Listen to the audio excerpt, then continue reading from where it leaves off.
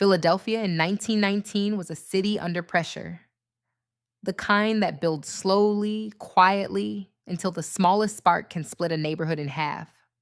Black families were arriving from the South in record numbers, escaping Jim Crow and searching for work in the city's booming factories. But Philadelphia wasn't ready for them. Row houses overflowed, streets were crowded, jobs were scarce, and white residents felt the change closing in around them. The newspapers blamed competition. Politicians blamed housing shortages. But the truth was simpler. Philadelphia was afraid. Police patrolled black neighborhoods with suspicion, not protection. Landlords refused to rent to black families. White gangs roamed the streets at night, daring anyone to challenge their claim to the city. And beneath it all, the tension tightened like a rope pulled from both ends. The spark came in July. A black family moved into a previously all white block in South Philadelphia.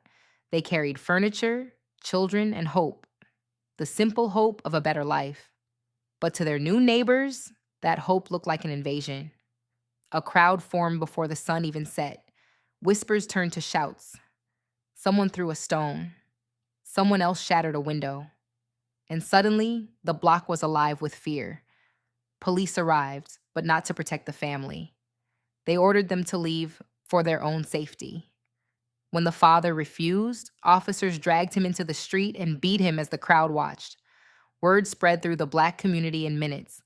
Men left their homes. Women locked their doors. Children hid behind curtains as the city braced for what felt inevitable.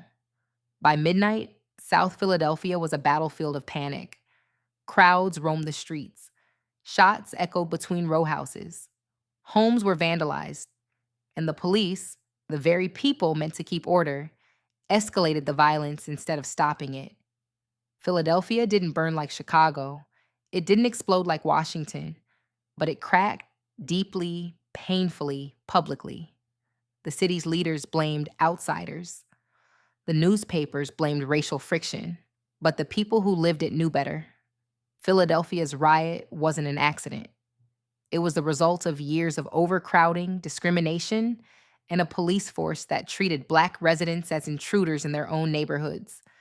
It was the moment the city's pressure finally broke. By dawn, the streets were quiet again, but the damage was done. Families packed what they could carry. Children cried as they left the only homes they'd ever known. And the city that prided itself on liberty revealed how fragile that liberty truly was. Philadelphia. 1919 wasn't about temptation or nightlife. It was about survival. The fight to exist in a city that didn't want to make room. And like every chapter of the Red Summer, it proved one thing. When America is afraid, it turns on the people who built it. They tried to erase it.